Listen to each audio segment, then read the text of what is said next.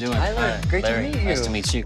My name is Larry Birkhead. Tyler might recognize me from a situation with my ex-girlfriend, Nicole Smith, that was in the news, but I'm gonna bank that Tyler doesn't have any idea who I am. Oh my gosh, thank you for having me. This is beautiful. I had absolutely no idea who he was. I thought he was Keith Urban.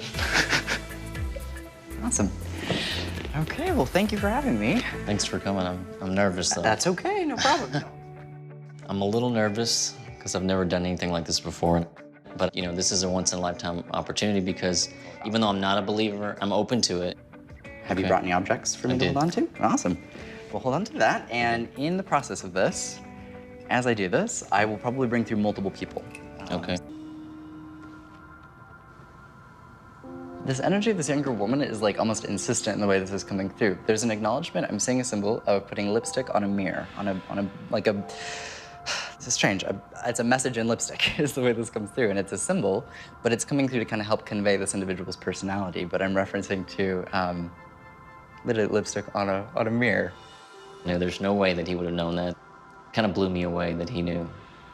I don't know what this is, but I'm seeing an image basically of like a big hat. And I need to highlight like this big old, like it's almost like a silly, how do I put this? It's a hat that we would wear almost like, this seems like in a special event, but they're very ornate in the way this comes across. It seems to have some form of a significance in a sentimental way. There is a sentimental significance on the month of May that I need to bring up. There's also a reference to Kentucky that I need to bring up as well, strangely. But I'm having to joke with you about Kentucky for some reason. I don't know, it's a state. I'm not sure why it's coming through in a funny way, but there's an acknowledgement of Kentucky, and then I'm seeing that. Well, you've kind of hit a few different things. It's, one was lipstick on a mirror, which is something that I used to always do. We used to write messages back and forth. Right. And I met my daughter's mother in the month of May in Kentucky. Nice. With a crazy hat on, like you mentioned, at the Kentucky Derby. Ah, that's the thing.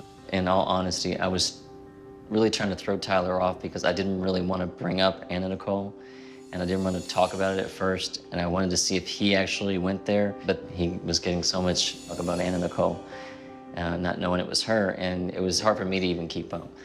But it was so spot on in so many ways, and like the lipstick on the mirror, you know, some of the things that he talked about, no one really would know. Your daughter's middle name, I feel like I have to highlight. The feeling that came through is I felt like I had a reference to middle name and then reference to switching the middle name. My daughter was named after her brother who passed away, which a half-brother. Right. Which, at the last second, her name was changed. Wow. To honor her brother that passed. Right, okay, that would make sense. Yeah, the number one priority that seems to come through from everybody is just keeping your daughter safe, a pride about keeping your daughter safe. There's an acknowledgement of keeping daughter away from media.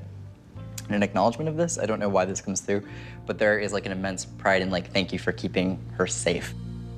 It's such a hard job trying as a parent in the situation when her mother was so public and there was so much going on around her. And so to hear, you know, Tyler say that was, has been a good thing and appreciated means a lot. This is the same person. Okay. Just, yep. Nice. Didn't know if you didn't get something from Yeah. Nice. Yeah. I mean, the only way I can really describe it is this woman, she feels like on some level you kind of understood some of the parts of her that other people didn't. She really deeply shows this immense joy that you were raising her child. And that, I think, is just honestly the strongest message. One thing I want to communicate really clearly is that the place that she had for you in her heart surpassed any other relationship she could have ever had, any other person that could have been in her life. There's an acknowledgement of like, no, you are the soulmate, regardless of any of the other people who try to step forward and act like they're my soulmate. She comes through and is like, no, that's not how this works. You are the one that has the connection to her and that she feels connected to. All of these other people are just extraneous. The way that this comes through is because of the nature of how abruptly and quickly she would have passed. She didn't really have the full opportunity to be able to obviously say everything that she wanted to say.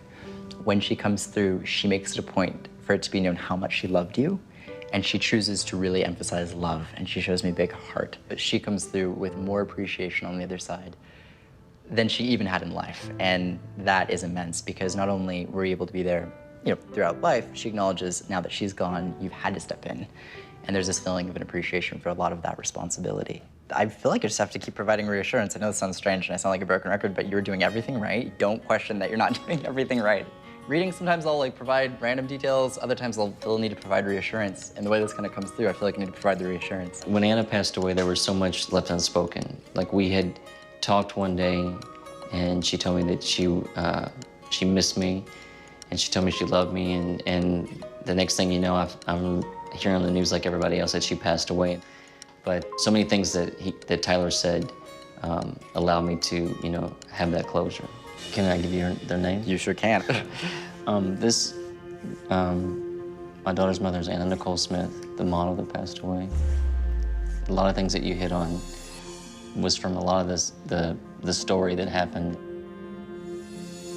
People oftentimes assume that because I connect to people that I see what they look like in life, and it's actually oftentimes not the case at all. I just kind of go through like the little indications that I get, and I end up finding out it's like Nicole Smith, and it's nuts, but that's so special. I just didn't know if you can you get anything from this necklace that if you Possibly. Yeah, I'll hold on to it. and never take it off. Oh, thank you. Very cool. Definitely still think I have Anna coming through, so there's randomly a reference of being with a little dog that I need to bring up. And there's a connection of like being together with this little dog, but this feels like an animal that would be like a child. Her one pet was like her baby. Oh, nice. And we just found out he passed away today. Wow, that's Yeah. bizarre. Because she comes through and acknowledges that she's with that dog that would be like the child.